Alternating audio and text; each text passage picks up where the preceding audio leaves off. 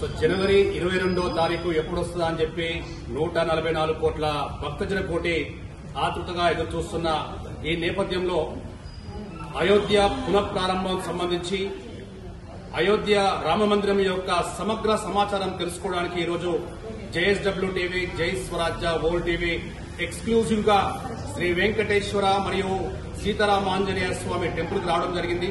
మనతో ఆలయ ప్రధాన అర్చకులు ఉన్నారు. అయోధ్య రామమందిరం సంబంధించి సమగ్ర సమాచారం. జై శ్రీమన్నారాయణ, జై శ్రీరామ్, బోల్ రామచంద్ర మహారాజ కీ. మన అదృష్ట విశేషం ఈ భారతదేశంలో మనం పుట్టడం, రాముడు నడయాడేటటువంటి ఈ స్థలంలో మనం పెరగడం, అలానే రామచంద్ర స్వామి వారి యొక్క ఆలయం పునర్నిర్మాణ సమయంలో మనం ఈ భూమి మీద ఉండడం మనం చాలా అదృష్టవంతులం.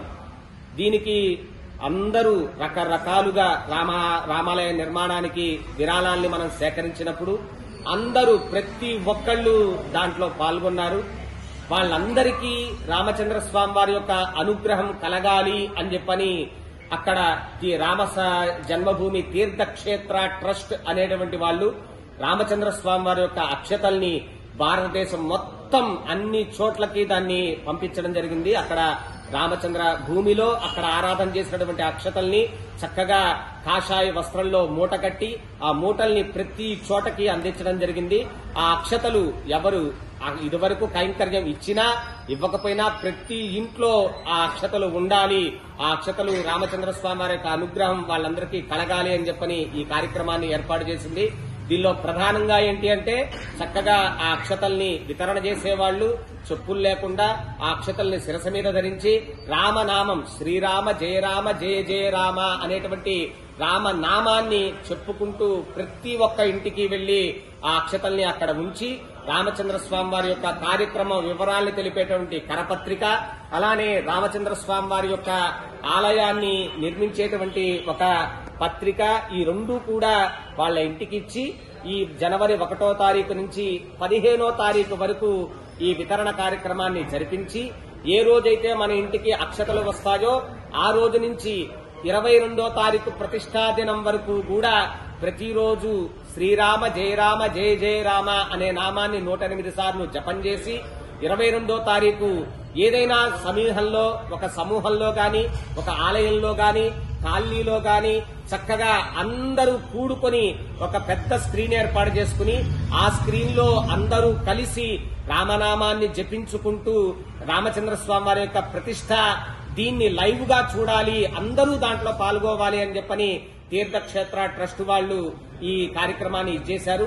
అలా 22వ తారీఖు ఉదయం అందరూ కలిసి ఆ రామ ప్రతిష్టాపన మహోత్సవాన్ని చూడడం ఒక ఎత్తైతే, అదే రోజు సాయంత్రం దీపావళిని రెండోసారి జరుపుకోవాల్సిందిగా తీర్థక్షేత్ర ట్రస్ట్ వాళ్లు కోరుతున్నారు. ఆ రోజు 5 దీపాల్ని చక్కగా వెలిగించి ఇంటి ముందు దీపాల్ని వెలిగించుకుని రామనామాన్ని, ఆ తర్వాత ఆంజనేయ స్వామి వారి యొక్క అద్భుతమైనటువంటి హనుమాన్ చాలీసాని రెండింటినీ కూడా పఠనం చేయాలి, మరొక దీపావళిని జరుపుకోవాలి అని చెప్పని తీర్థక్షేత్ర ట్రస్ట్ వాళ్లు కోరడం జరుగుతోంది.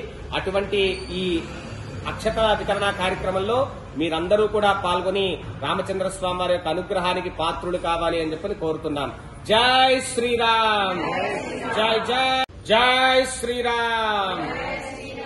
శ్రీరాఘవం దశరథాత్మజమప్రమేయం సీతాపతిం రఘుకులాన్వయరత్నదీపం ఆజానుబాహుమరవిందదలాయతాక్షం రామం నిశాచర వినాశకరం నమామి. యత్ర యత్ర రఘునాథ కీర్తనం తత్ర తత్ర కృతమస్తకాంజలిం బాష్పవారి పరిపూర్ణలోచనం మారుతిం నమత రాక్షసాంతకం. బోల్ రాజా రామచంద్ర మహారాజ కీ, బోల్ పవన సుత హనుమాన్ కీ.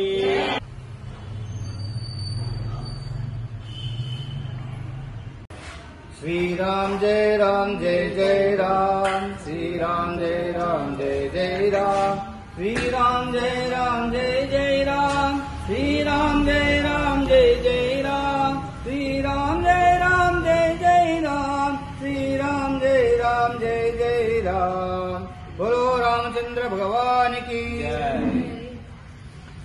ఈ నెల 22వ తేదీన రామ మందిర పునః ప్రారంభం కానున్న సందర్భంగా రాముల వారి విగ్రహ ప్రతిష్టాపన కార్యక్రమం అయోధ్యలో జరుగుతున్న సందర్భంగా మరి ఈ సద్భాగ్యం అందరికి కలవాలి. మరి అక్కడికి వచ్చడం ఇప్పుడు అందరికి వీలు కాకపోవచ్చని ఆ ట్రస్ట్ వారు అందరికీ దేశం మొత్తం అక్షింతలు పంచాలనే శుభ కార్యక్రమం తీసుకురావడం జరిగింది. దాని ద్వారా అందరికీ అన్ని గ్రామాలకు పట్టణాలకు ఈ అక్షింతలు అనేటివి రావడం జరిగింది. వాటిని కమిటీల ద్వారా గుళ్ల నుంచి అంటే దేవాలయాల్లో ఉన్న కమిటీల ద్వారా ఇంటింటికి తిరిగి వెళ్లి పంపించడం జరిగింది. ఇది మాకు కూడా అందాయి. మరి దాన్ని ఒక భాగ్యంగా తీసుకొని మంచి అవకాశంగా కమిటీ వాళ్ళు ఇంటింటికి వెళ్లి ప్రచారం చేసి రామ మందిర నిర్మాణం సందర్భంగా అక్కడ జరిగే కార్యక్రమాల్ని స్క్రీన్ ద్వారా తిలకించడం, అలాగే ప్రతి దేవాలయంలో కూడా రామనామ జపం, అలాగే హనుమాన్ చాలీసా, అలాగే విష్ణు సహస్రనామ పారాయణం, రామరక్షా స్తోత్రాన్ని ఇలా భజనల ద్వారా ఆ రోజును మొత్తం పూర్తిగా నామనామ స్మరణతో నింపాలనేది సదుద్దేశంతో తీసుకురావడం జరిగింది. దీని ద్వారా ప్రతి దేవాలయంలో ఓ కార్యక్రమాలు చేస్తున్నారు. అలాగే అపార్ట్మెంట్లలో కూడా రామనామ స్మరణ చేయాలని సంకల్పించడం జరిగింది.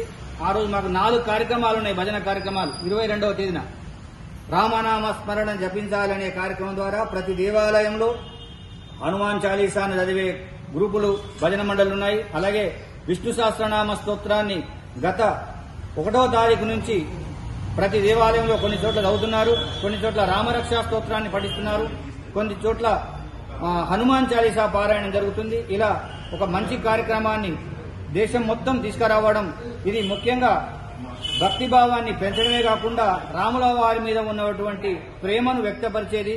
మరి అన్నింటికీ మనం రాముని కొలుస్తాం.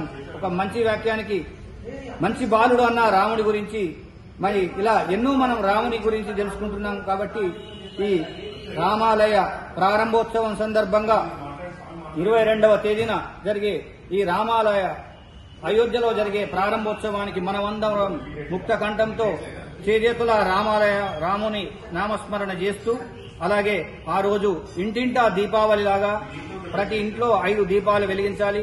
దేవాలయాలన్నీ కూడా దీపాలతో వెలిగించి మరొక దీపావళిలాగా దాన్ని ముందుకు తీసుకెళ్లాలి. ఆ రాముల వారి ఆశీర్వాదాలు, సీతా ఆంజనేయ స్వామి వారి ఆశీర్వాదాలు, ఆ భగవాను ఆశీర్వచనాలు అందరికీ ఉంటాయని ఆకాంక్షిస్తున్నాం.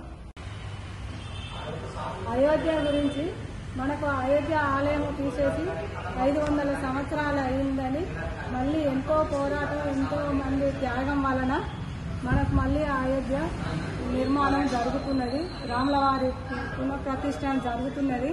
కావున ప్రతి ఇంటికి గడప గడపకు రాముల వారి అక్షంతలు అందాలని ఇక్కడ మా నక్కలగుట్ట దివ్యాలయంలో కూడా అక్షంతలు వచ్చినవి. మేము కూడా అందరికీ పంపిణీ చేసినాం. నేను ఒక 50 మందికి ఇంటింటికి తిరిగి ఇచ్చి ఆ రోజు 22వ తారీఖు రోజు 5 దీపాలు ముట్టించుకోవాలి అని కూడా చెప్పినాము. రాముల వారు మనకు ధర్మానికి ప్రతీక.